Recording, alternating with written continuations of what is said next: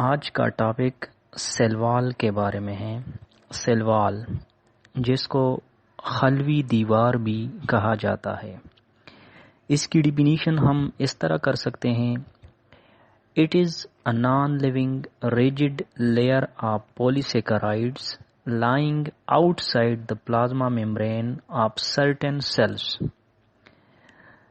اس definition کا مطلب یہ ہے کہ سیل وال ایک بے جان سخت سی تہ ہوتی ہے جو کہ بعض سیلز میں سیل میمبرین کے بیرونی طرف موجود ہوتی ہے۔ اب یہاں پر یہ بات قابل غور ہے کہ سیل وال تمام کے تمام سیلز یا خلیوں میں موجود نہیں ہوتا۔ مثلا جانوروں اور انسانوں کے سیلز کے باہر سیل وال موجود نہیں ہوتا۔ اچھا جی، تو اب وہ کون سے جاندار ہے جن کے سیلز میں سیل وال موجود ہوتا ہے؟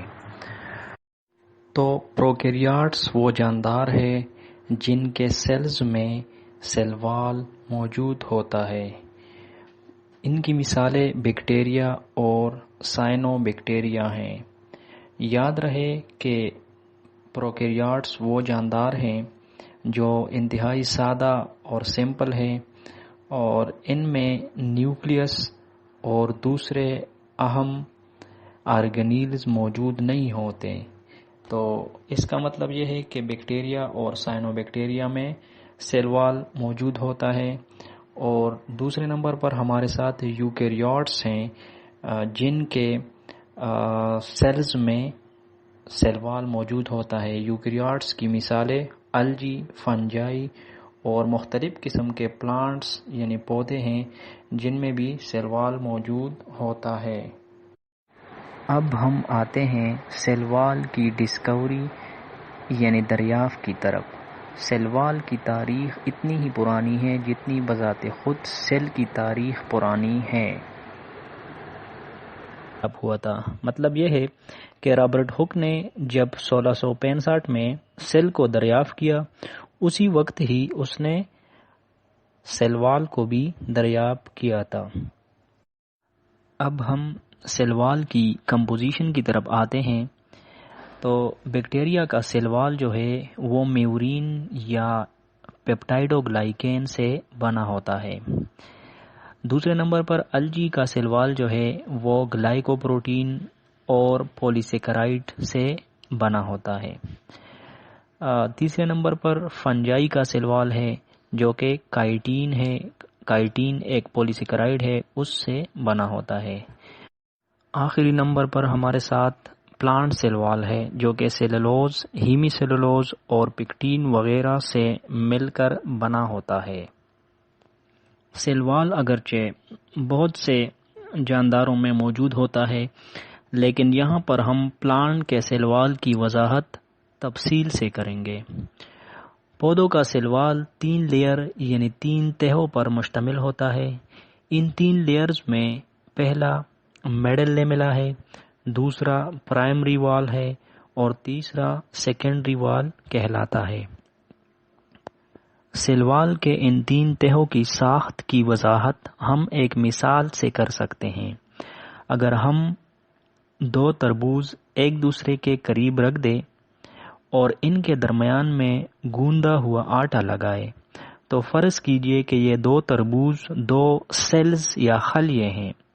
درمیان میں موجود آٹا میڈل لیملا ہے اور ہر تربوز کا بیرونی گرین یا سبز تہ جو ہے وہ پرائمری وال ہے، جبکہ ہر تربوز میں موجود سفید حصہ سیکنڈری وال ہے، اور اسی طرح ہر تربوز میں ریڈ یا لال رنگ والا حصہ سائٹوپلازم ہے جس میں مختلف قسم کے آرگنیلز موجود ہوتے ہیں۔ امید ہے کہ اس مثال سے آپ کے ذہن میں سیل وال کے لیئرز کا خاکہ آ گیا ہوگا۔ اب ہم پلانٹ کے سیل وال کے ان 3 لیئرز کی تفصیل کی طرف آتے ہیں۔ تو جیسا کہ پہلے بتایا جا چکا ہے کہ پہلا جو درمیانی حصہ ہے میڈل لیملا جو کہ دو سیلز کے درمیان میں موجود ہوتا ہے. تو یہاں پر لکھا گیا ہے کہ it is attach to the wall of to neighbouring sales. مطلب یہ ہے کہ دو ہمسائے جو ہمارے ساتھ سیلز ہوتے ہیں ان کے سیل والز کے ساتھ یہ چپکا ہوا ہوتا ہے. میڈل لیملا از 1 مائکرومیٹر تھک. مطلب یہ ہے کہ اس کی موٹائی میڈل لیملا کی موٹائی 1 مائکرومیٹر ہوتی ہے. اگلا پوائنٹ اس میڈل لیملا کی کمپوزیشن کے بارے میں ہے جو کہ پیکٹین سے بنا ہوتا ہے اور پیکٹین ہمارے ساتھ ایک سٹکی پولیسیکرائڈ ہے. اس کے علاوہ اس میں کیلشیم اور میگنیشیم بھی موجود ہوتا ہے. میڈل لیملا از لگنیفائڈ ان ووڈی ٹیشو. اس کا مطلب یہ ہے کہ بڑے درختوں کے سخت لکڑی والے حصے کے میڈل لیملا میں لیگنین بھی موجود ہوتا ہے. لیگنین ایک آرگینک پولیمر ہے. اب سیل وال کا دوسرا جو لیئر ہے وہ پرائمری وال کہلاتا ہے. لکھتے ہیں اٹ از ڈیولپڈ فرسٹ. یہ پہلے بنتا ہے، مطلب یہ سیکنڈری وال سے پہلے بن جاتا ہے. اس کی کمپوزیشن یا بناوٹ میں سیلولوز، ہیمی سیلولوز اور پیکٹین شامل ہوتے ہیں. یہ لچکدار، کرسٹلائن اور آپٹیکلی ایکٹیو ہوتی ہے.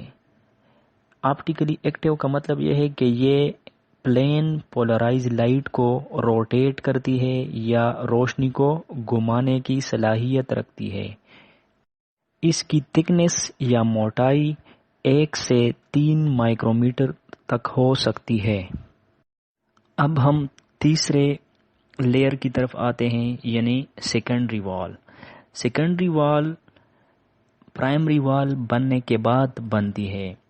یہ نسبتاً سخت، کرسٹلائن اور زیادہ آپٹیکلی ایکٹیو ہوتی ہے، یعنی یہ تہ روشنی کو زیادہ روٹیٹ یا گھما سکتی ہے.